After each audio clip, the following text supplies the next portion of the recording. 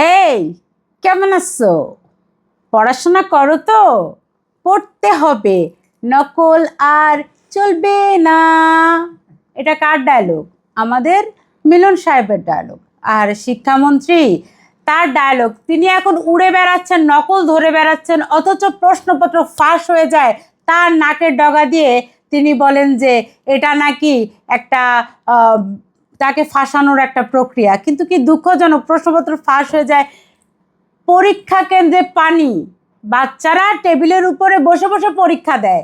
এবারে 2026 সালে 1.25 লাখ শিক্ষার্থী ঝরে গেছে, তারা পরীক্ষা দিতে পারেনি। ঝরে যাচ্ছে শিশুরা, প্রতি বছর কমে যাচ্ছে শিক্ষার্থীর সংখ্যা, মেয়েরা ঝরে যাচ্ছে। বাল্যবিবাহকে হালাল করছে হুজুররা, বলছে যে বিয়ের কোনো বয়স নাই, 7 বছর 8 বছর মধ্যে বিয়ে দিয়ে দেন। সপ্তম শ্রেণী অষ্টম শ্রেণী পড়ার আগেই মেয়েদেরকে বিয়ে দিয়ে দিচ্ছে বাবা মারা, না হলে মেয়েরা হুজুরদের মতো পালিয়ে যাচ্ছে। আমরা তো দেখেছি যে গাজীপুরে হুজুরের সামনে দিয়ে মেয়ে পালিয়ে গেছে, এগুলা হচ্ছে। এখন শিক্ষামন্ত্রী আছেন সেই 20 বছর আগের সেই পুরানা বিষয় নিয়ে উনি দৌড়ে বেড়াচ্ছেন নকল। আগে তো বাচ্চাদেরকে লেখাপড়ার প্রতি উদ্বুদ্ধ করতে হবে।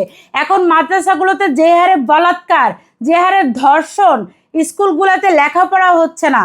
হ্যাঁ, আপনি সেটা তদারকি না করে এখন আছেন আপনি শুধু নকল ধরতে। নকল করার দরকার নাই।